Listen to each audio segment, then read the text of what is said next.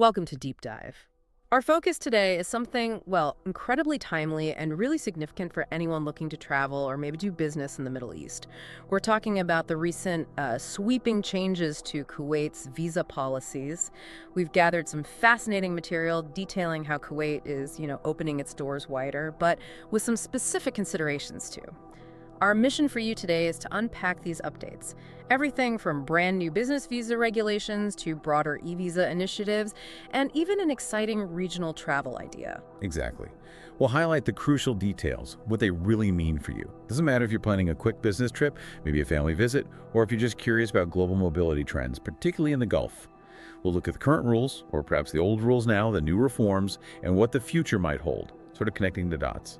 Yeah, because anyone who's, navigated the system before these reforms knows securing, say, a business visa to Kuwait had very specific requirements. It wasn't always straightforward. So before we jump into the really groundbreaking changes Kuwait's making now, let's set a baseline. What exactly was that business visa about? What were its fundamental characteristics? Right. So the Kuwait Business Visa, what's the deal? Essentially, it was your official pass for short-term professional stuff.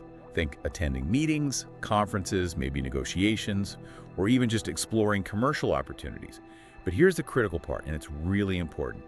It absolutely did not permit employment in Kuwait, Ah, okay. strictly for non-remunerative business. So crystal clear then. This wasn't some kind of backdoor to getting a job or staying long term. Strictly for those defined business activities. If you intended to work, even temporarily, that needed a whole different, probably more complex process, right? That's exactly right. And typically, this visa was valid for just a single entry. It allowed you to stay for up to 30 days from when you actually entered Kuwait. Only 30 days. Usually, yes. Now, there was a slim possibility of an extension, if your sponsor requested it and the authorities approved. But, well, that wasn't a guarantee. And the visa itself, once issued, usually gave you about 90 days to actually use it to enter Kuwait. Okay. Now, what were the absolute must-haves for eligibility? And what about, say, listeners from GCC countries? How did it work for them? Well, the key requirements always focused on having a really clear business purpose. Like I said, this visa never covered tourism, definitely not employment or residency.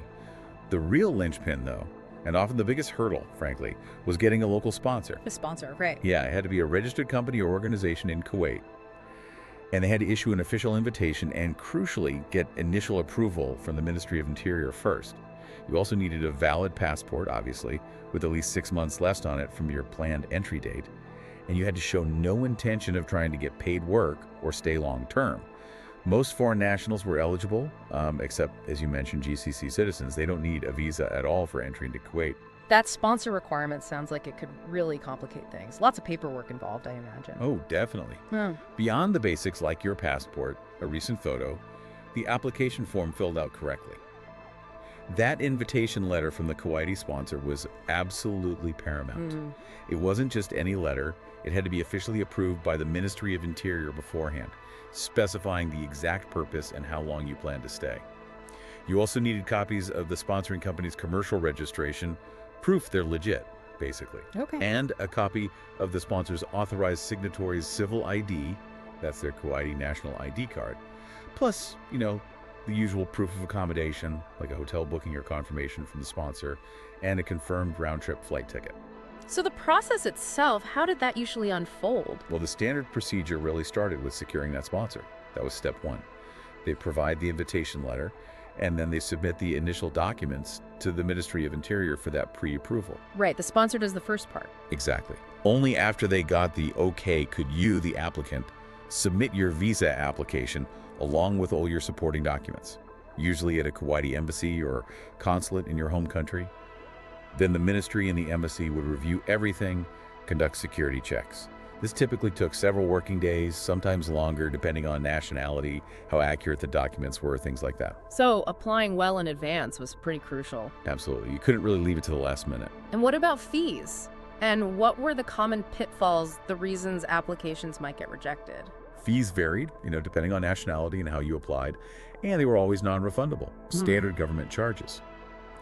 As for rejections, common reasons included things like incomplete or incorrect application forms, simple mistakes could trip you up, an invalid or nearly expired passport was another one.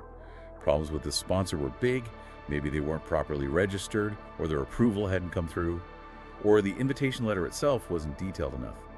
Missing supporting documents, of course. Also, any history of previous visa violations or overstays in Kuwait could be a red flag. Security or background check issues. And yeah, applying too close to your travel date could also lead to rejection simply due to processing times. And just to reiterate that point you made earlier, this business visa was strictly for short-term, non-paid activities. You couldn't just arrive on it and then switch it to a work visa inside Kuwait. Correct. A completely separate work permit process was needed for any kind of employment or residency. It was quite rigid. That inflexibility, that very specific, sometimes cumbersome framework, well, that's precisely what makes Kuwait's latest announcements so, frankly, astonishing. Because what we're about to discuss isn't just a minor update. It feels like a complete overhaul, a revolution in their visa policy. Kuwait has just unveiled some historic, sweeping visa reforms, effective immediately, apparently, aimed squarely at boosting tourism and commerce. So what are the big headlines here? What's the major news? Yeah, this is the big shift. The core of it is a brand new 4-tier visa system. And it comes with streamlined digital applications through something called the Kuwait Visa Platform. This isn't just tweaking the old system, it's a fundamental change in Kuwait's whole approach to who can visit and how easily. The stated aim is to welcome visitors from nearly all nations. It's clearly part of Kuwait's broader vision, Vision 2035, to drive its tourism industry, diversify the economy away from oil. A 4-tier system aiming to welcome visitors from almost everywhere. That sounds ambitious, especially given the strong competition for tourists in the Gulf region. It is ambitious, and you're right, it signals a significant strategic shift.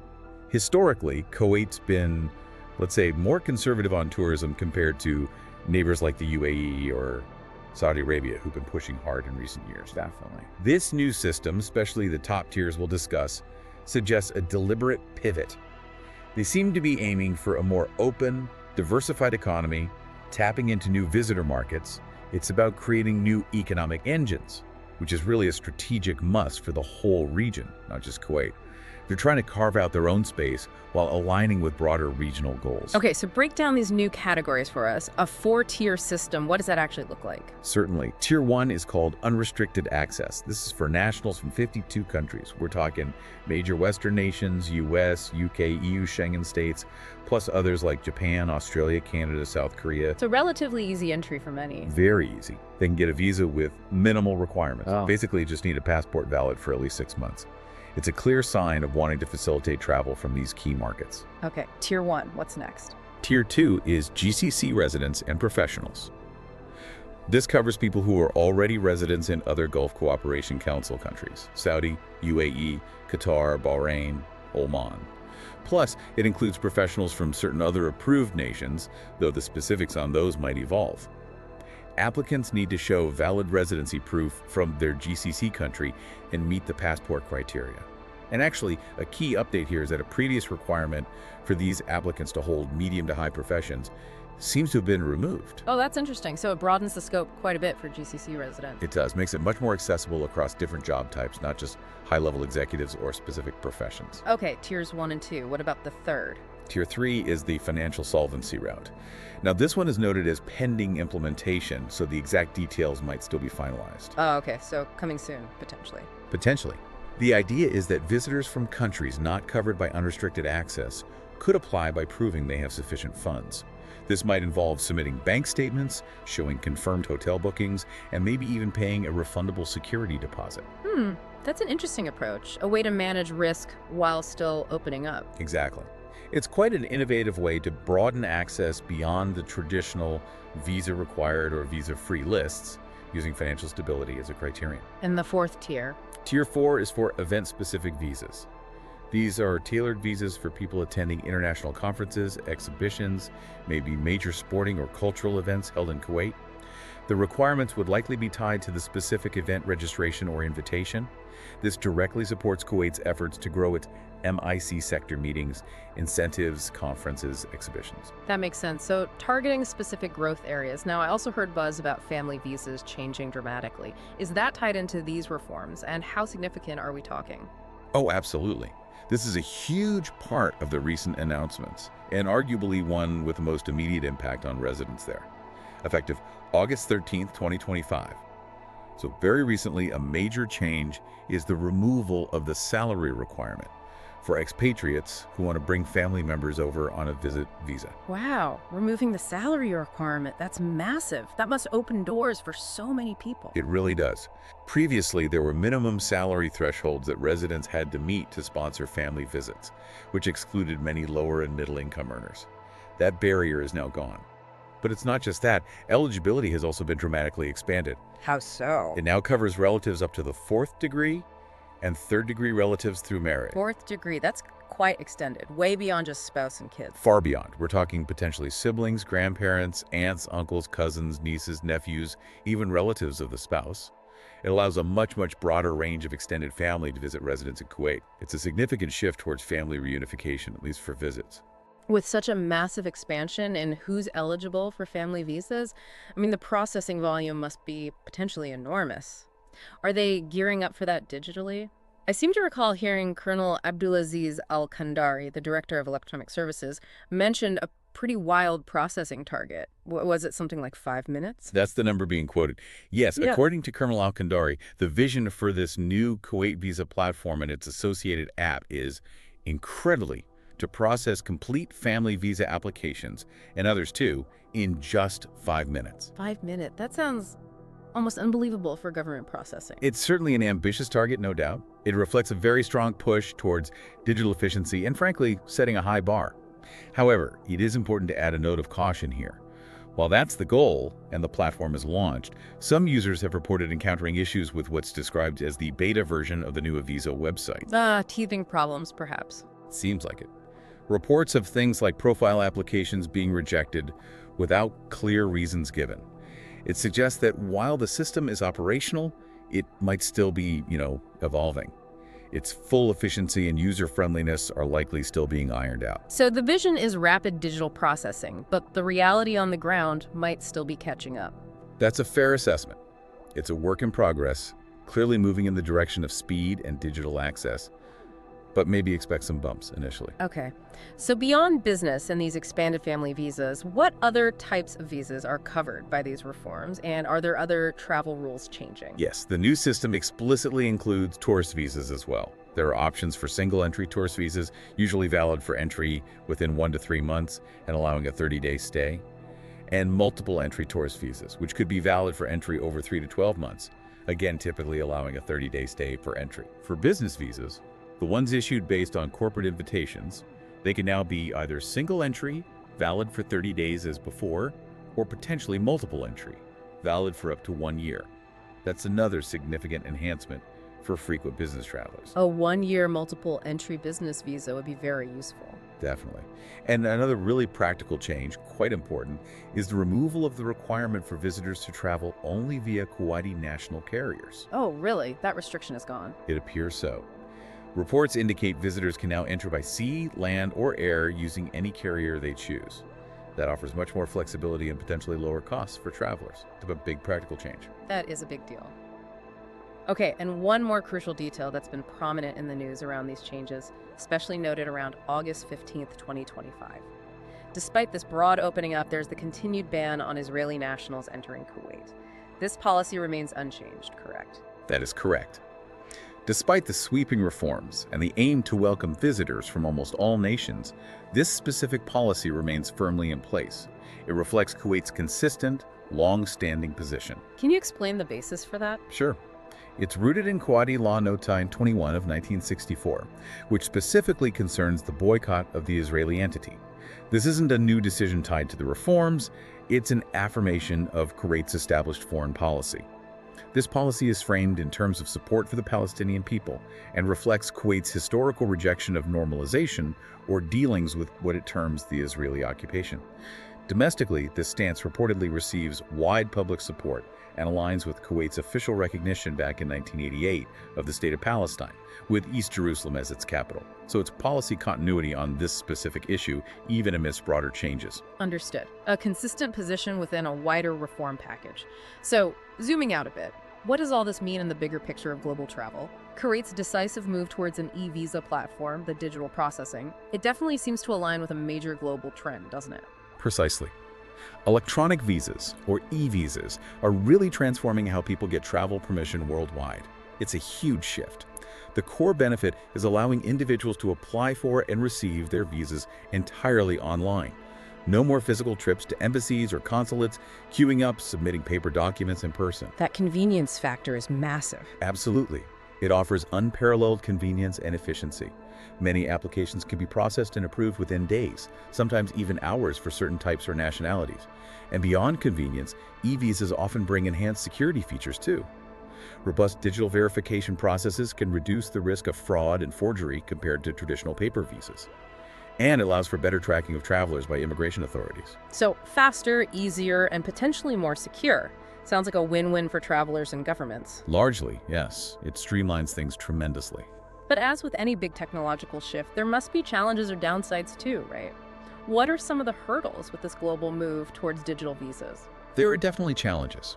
One is the potential for technological barriers. Not everyone has reliable internet access, especially in certain regions.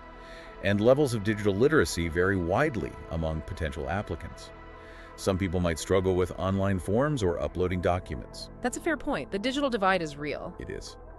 Then there are significant concerns around privacy and data security. E-visa systems collect and store a lot of sensitive personal information. Ensuring robust security measures to protect that data from breaches or misuse is absolutely critical and a constant challenge. Yeah, data privacy is always a major concern with big digital systems. Definitely. And finally, there's the issue of uniformity, or rather the lack of it. E-visa policies, requirements, platforms, and regulations can differ quite a bit from country to country. This can still create confusion for travelers navigating multiple systems. There's a growing need for greater international cooperation and maybe some standardization to simplify the process globally.